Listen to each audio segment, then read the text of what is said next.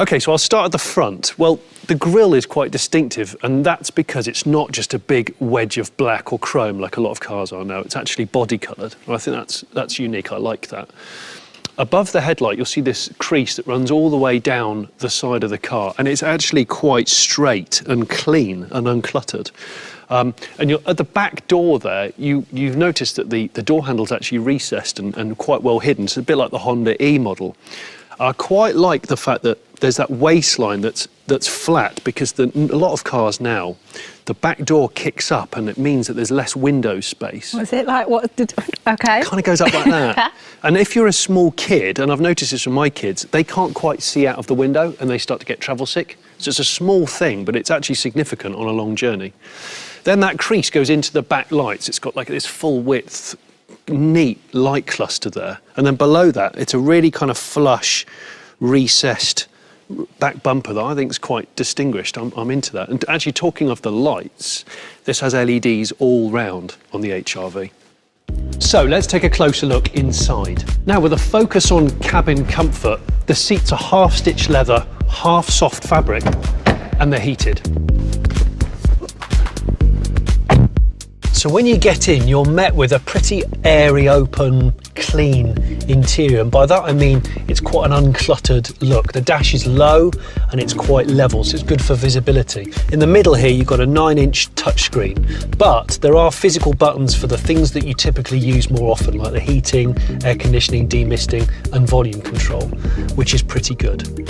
You've got the ignition power button just here on the right-hand side, and then you've got a physical button down here for your drive mode, which is eco, normal, or sport, next to the electric handbrake. And then there's 4 USBs, 2 here at the front, and then there's 2 at the back for the rear passengers, just behind this armrest here.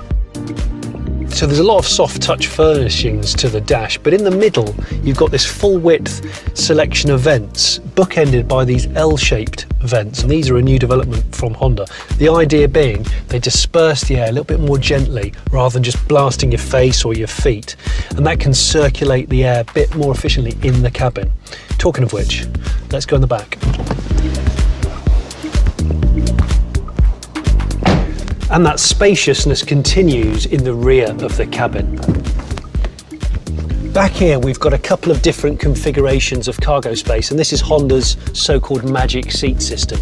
Here, we've got what they call the tall seat function. So the bottom swings up, locks out, and you can put things like tall pot plants or big dogs in here. The seats split 60-40 at the back, and both of them go down like this, completely flat. And then if you want to store extra long stuff, you can put the passenger seat right down like this. Then for humans, well, the good news is there's almost a completely flat floor in the HR-V. There's actually more space in this HR-V than the previous model. Loads of headroom, better legroom, especially for the person sitting in the middle at the back. And again, a feeling of openness and airiness. And the space continues back here with the interior. If I give it a pretend kick, power tailgate goes up and you're greeted with a huge amount of storage space. Very, very useful, good shape. And then I press that and I simply walk away. And there you have it. Johnny, well, now I know why you wanted some alone time, because you looked very in your element right there. I like good packaging. I like a lot of space. I mean, it has got a TARDIS amount of space for the size of the car. When those seats are down, you can fit 2 full-size mountain bikes in it. Really? You can fit a surfboard in it, and for people that are less adventurous, an ironing board or a lot of wood.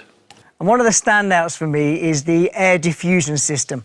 Now, what that does is it gently circulates air around the cabin. Instead of having the air blasting out of those vents straight into your face, so it creates a really nice, calm, relaxing atmosphere in the cabin. It's a really nice feature. I like being relaxed. Exactly, it's perfect.